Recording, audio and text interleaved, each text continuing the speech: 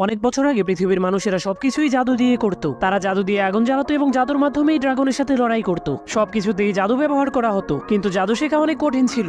এজন্য কয়েক বছর পর পৃথিবীর প্রাণীগুলো জাদু করা ভুলে গিয়েছিল। এখন আর পৃথিবীতে কেউই জাদু ব্যবহার করে না, কিন্তু পৃথিবীতে শুধুমাত্র এই ছেলেটাই অল্প অল্প জাদু করতে পারত। এরপর ছেলেটা তার জন্মদিনে একটি লিস্ট বানায়। সে তার লিস্টে লিখেছিল সে এই বছর গাড়ি চালানো শিখবে আর তার বন্ধুদেরকে নিয়ে একটি পার্টি করবে। কিন্তু ছেলেটা আমার মতো অনেক শরম পাওয়ার কারণে তার বন্ধুদেরকে ঠিকমতো কিছুই বলতে পারে না। তখন সে তার বাবার ছবি দেখে তাকে মিস করতে শুরু করে। এরপর তার বাবার রেকর্ড করা আওয়াজ শুনতে থাকে। তখন তার মা বলে, তোমার বাবা তোমার 16তম জন্মদিনের জন্য তোমাকে একটি গিফট দিয়েছিল। ছেলেটা গিফট খোলার পর সেই গিফটের মধ্যে একটি জাদুর লাঠি আর তার বাবা রেখে যাওয়া একটি চিঠি খুঁজে পায়। চিঠিতে লেখা ছিল সে তার বাবাকে এই জাদুর লাঠি দিয়ে একদিনের জন্য জীবিত করতে পারবে। তখন তার বড় ভাই তার বাবাকে জীবিত করার চেষ্টা করলে লাঠিটা কোনো কাজ করে না। তখন ছেলেটা চিঠিতে লেখা একটি মন্ত্র পড়লে লাঠিটা কাজ করতে শুরু করে দেয়। এরপর ধীরে ধীরে তার বাবার বডি আসতে শুরু করে দেয়। তখনই তার ভাই সেখানে আসলে সে ভয় পেয়ে ভুল মন্ত্র পড়ে ফেলে, যার কারণে সেই জাদুর পাথরটা ভেঙে যায়। কিন্তু তার বাবার অর্ধেক শরীরেই এসেছিল। পার্ট 2 দেখতে চাইলে একটি লাইক করে